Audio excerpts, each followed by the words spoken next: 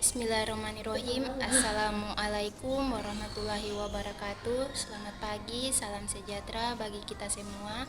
Yang terhormat dosen pengampu mata kuliah perilaku organisasi Ibu Asmita Wulansari Daengliwang SEMM. Yang terhormat teman-teman sekalian yang sudah hadir pada Zoom meeting pada pagi hari ini. Puji syukur kita panjatkan kehadirat Allah Subhanahu wa Ta'ala, karena berkat rahmat dan hidayahnya kita dapat berkumpul pada perkuliahan online hari ini dalam keadaan sehat walafiat. Salawat serta salam tak lupa pula kita aturkan kepada junjungan kita Nabi besar Nabi Muhammad SAW. Semoga kelak kita mendapatkan syafaatnya di hari akhir kelak. Amin, amin ya rabbal alamin. Baiklah, untuk mempersingkat waktu, kami dari kelompok 4 akan mempresentasikan hasil makalah kami yang berjudul Perilaku Kelompok dalam Organisasi. Kepada pemateri, saya persilahkan. A. Pengertian perilaku kelompok. Perilaku kelompok adalah semua kegiatan yang dilakukan dua atau lebih individu yang berinteraksi dan saling mempengaruhi dan saling bergantung untuk menghasilkan prestasi yang positif, baik untuk jangka panjang dan pertumbuhan. Dan bila satu kelompok terdapat dalam satu organisasi, maka anggotanya harus: 1. Termotivasi untuk bergabung. 2.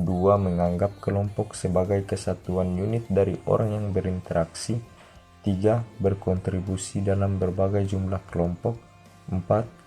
Mencapai kesepakatan dan ketidaksepakatan melalui berbagai interaksi. B. Bentuk-bentuk kelompok. 1. Kelompok primer. Primary group. Menurut pendapat Charles H. Cooley 1911 diambil dari Fred Lutyens 1981, menyebutkan bahwa yang dimaksud dengan kelompok-kelompok primer adalah kelompok-kelompok yang mempunyai sifat adanya keakraban, kerjasama, dan hubungan tatap muka mereka dalam beberapa perasaan, tetapi pada intinya mereka secara mendasar membentuk sifat sosial dan cita-cita individu. 2. Kelompok formal dan informal. Kelompok formal adalah suatu kelompok yang sengaja dibentuk dengan struktur dan tujuan yang jelas untuk melaksanakan suatu tugas tertentu. Anggota-anggotanya biasanya diangkat oleh organisasi sejumlah orang yang ditetapkan untuk melaksanakan suatu tugas tertentu, merupakan bentuk dari kelompok formal ini. Kelompok informal adalah suatu kelompok yang tumbuh dari proses integrasi, daya tarik, dan kebutuhan-kebutuhan seseorang. Anggota kelompok tidak diatur dan diangkat. Keanggotaan ditentukan oleh daya tarik bersama dari individu dan kelompok. Kelompok informasi sering timbul dan berkembang dalam kelompok formal karena adanya beberapa anggota secara tertentu mempunyai nilai-nilai yang sama yang perlu ditularkan sesama anggota lainnya. 3. Kelompok terbuka dan tertutup. Kelompok terbuka adalah suatu kelompok yang secara terus-menerus mempunyai rasa tanggap akan perubahan dan pembaharuan, sedangkan kelompok tertutup adalah kecil kemungkinannya menerima perubahan dan menjaga kestabilan. 3. Kelompok terbuka dan tertutup. Kelompok terbuka adalah suatu kelompok yang secara terus-menerus mempunyai rasa tanggap akan perubahan dan pembaharuan, sedangkan kelompok tertutup adalah kecil kemungkinannya menerima perubahan dan menjaga kestabilan. C. Fungsi kelompok. Kelompok dalam organisasi mempunyai fungsi tertentu, baik untuk organisasi maupun anggotanya. Adapun fungsi kelompok bagi individu maupun organisasi adalah: 1. Kelompok sebagai alat utama untuk mengurangi rasa ketidakamanan, kegelisahan, dan rasa kurang mampu. 2. Kelompok menjadi alat untuk melakukan tugas-tugas yang kompleks dan tugas-tugas yang memerlukan saling ketergantungan di antara dua orang atau lebih yang sukar dilakukan secara individual. 3. Kelompok merupakan alat utama penyertaan diri sendiri dan pemilikan pengakuan diri. 4. Kelompok menjadi alat bantu memunculkan ide-ide baru atau alat untuk menyelesaikan suatu tugas secara kreatif. 5. Kelompok merupakan alat utama untuk memenuhi kebutuhan afiliasi atau kasih sayang, yang di dalamnya setiap orang memiliki kebutuhan untuk dukungan, cinta, dan persahabatan. 6. Kelompok dapat berfungsi sebagai alat koordinasi atau penghubung di antara beberapa departemen yang bekerja dalam kondisi saling bergantungan. 7. Kelompok dapat merupakan mekanisme pemecahan masalah yang membutuhkan pemrosesan sebagai informasi dan interaksi di antara anggota yang memiliki informasi yang berbeda. 8. Memberikan kekuatan atau power, di mana apa yang tidak bisa dicapai secara individu sering menjadi mungkin ketika ia berada dalam kelompok. 9. Sarana pencapaian tujuan, khususnya untuk menyelesaikan tugas-tugas khusus. 10. Kelompok dapat digunakan untuk membantu pelaksanaan keputusan yang kompleks. 11. Kelompok dapat digunakan sebagai alat untuk sosialisasi pekerjaan dan pelatihan.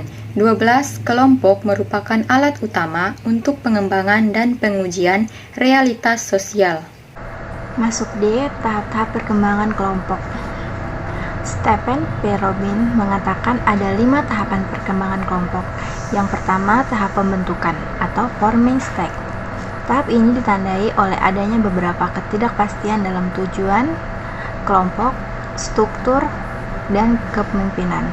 Perilaku anggota masih dalam tahap mempertanyakan apa yang menjadi tugas-tugas masing-masing, standar perilaku anggota, dan kelompok yang belum efektif untuk bekerja.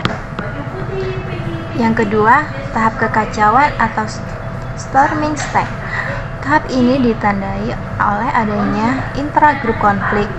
Para anggota berbeda-beda berpendapat dalam beberapa aspek. Sebagaimana disebut di atas, pada tahap ini belum terdapat panduan kelompok dan kelompok pun belum bekerja secara efektif.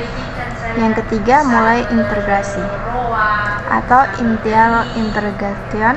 Tahap ini ditandai oleh munculnya identitas sekelompok, standar perilaku sudah mulai terbentuk, kelompok sudah mulai bekerja sama, saling mengenal, serta kelompok sudah mulai padu dan efektif. Yang keempat, terintegrasi atau total integration. Tahap ini ditandai oleh adanya kesiapan kelompok untuk melakukan tugas-tugas, sebab kelompok sudah memiliki semua unsur untuk memulai melakukan tugas, seperti struktur, standar perilaku yang sudah diakui, dan mekanisme untuk memecahkan berbagai persoalan yang kompleks. Yang terakhir, efektivitas kelompok.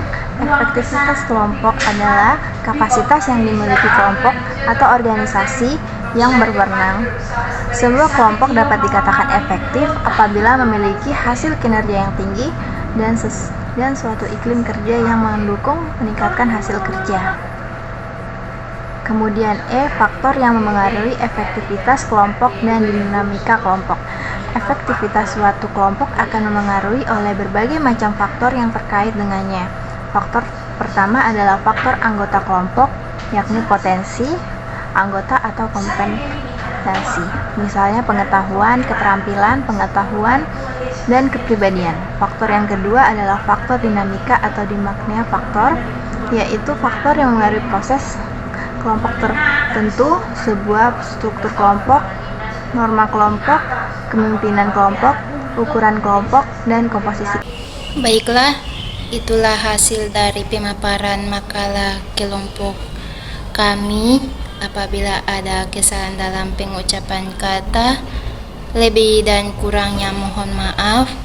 Waula muafiq ila aqwamit thoriq. Wassalamualaikum warahmatullahi wabarakatuh. Dan selamat siang.